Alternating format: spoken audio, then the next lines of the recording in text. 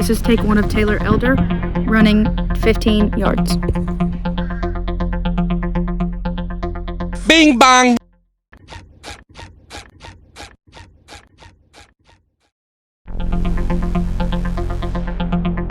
Bing bang!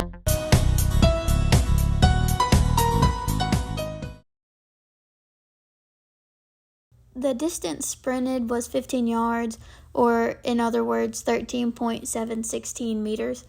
And in those 13.716 meters, I took a total of 14 steps with a stride length of 0.97967 meters and a stride frequency of 2 steps per second.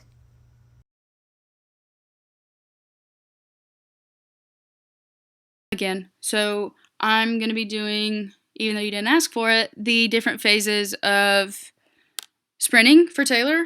I'm trying to get those 12 points, you dig. Anyway, so first off, we're going to start with the start phase. Oh God, my face, not again. So we're going to start off with the start phase. So she obviously starts off in a 2-point stance, which is good. She wants to be in a comfortable position with her feet about shoulder width apart, but if you look here, her feet are a little too close together, so they need to be spread just a little bit. With your center of gravity above your front foot, which it looks relatively close. And then before initiating the movement, you need to have two words are hard. 2/3 or 3/4 of your body weight balanced on that front leg. And then your rear foot should lead the ground first.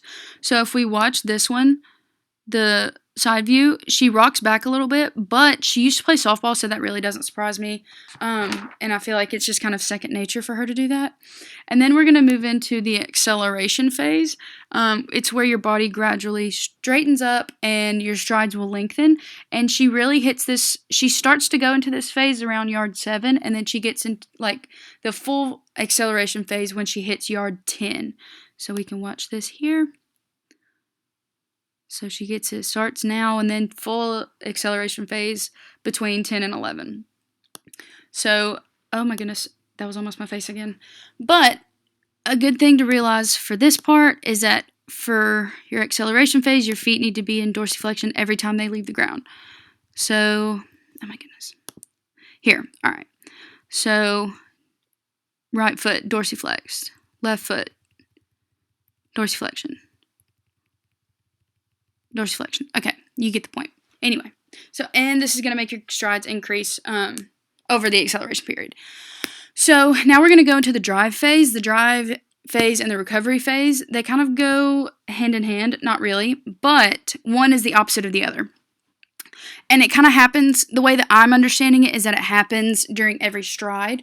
So if we go to her acceleration phase, maybe right here. Sounds good to me. Okay, so we go here, and then, oh, let me actually explain them before I go into this. So obviously the drive phase of each stride starts when the ball of the lead foot makes contact with the surface, and it ends when the lead foot leaves the ground. So lead foot, let's say it's the left foot right now. So drive phase starts now, and it ends now. So obviously, you can see that in each one, I mean, you have one for each stride, really, is the way that I'm gathering it, but I could be wrong.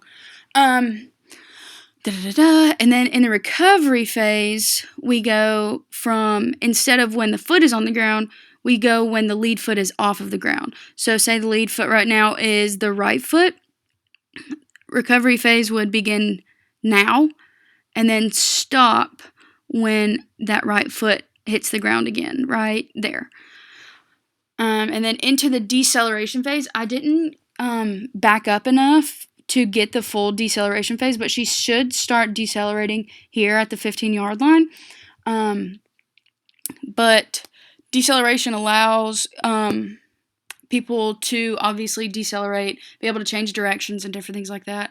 And the key to deceleration and change of direction without a complete stop is flexion in your hips, ankles, and knees as each foot contacts the ground. So, and a big part of this is making sure that you don't stop abruptly because that would just be really bad. As a key example, running a 40-yard dash, we had a guy literally just try to stop and pulled a hammy. That was on him. He was kind of an idiot anyway, but don't tell anybody I said that. So a good thing to keep in mind when decelerating is so you can change the direction, eventually stop completely, and to prevent injury. So, yeah, that's all for this one.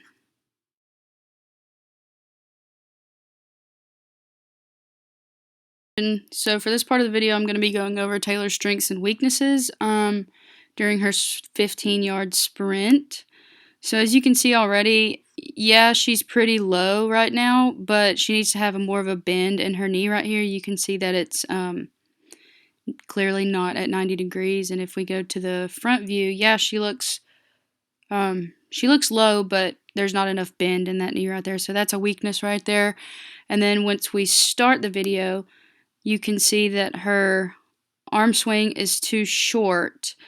And when she gets to the 10-yard line, you can see that she starts to get into the upright position, but she is a little too high starting off anyway. So here she's pretty much in the complete upright position for that. And then if we go back to the front side, you can see when she's running, her knees kind of come in a little bit. So she's not really optimizing the front side mechanics for that. But moving on to her strengths. So from the front side, you can see that she does not step laterally any. She just can't really run in a straight line that well. She starts to veer off at the end, but and you can see that she doesn't have a lot of tension in her dorsal muscles. So we can see it from this video. She looks pretty fine. She doesn't look too tight. She just doesn't have the best arm swing in the world. And then you can also see, I'm just going to be replaying this video over and over. I'm so sorry in advance. You can see from the first one that she doesn't really have a jump off of the first stride, but she did used to play softball, so it makes sense that she has that slight rock back before she starts. She's also not overstriding. It doesn't look like she has any hamstring pain at all. I think she just has some tight hips, truthfully, and she's not cycling at all with her run, so that's good.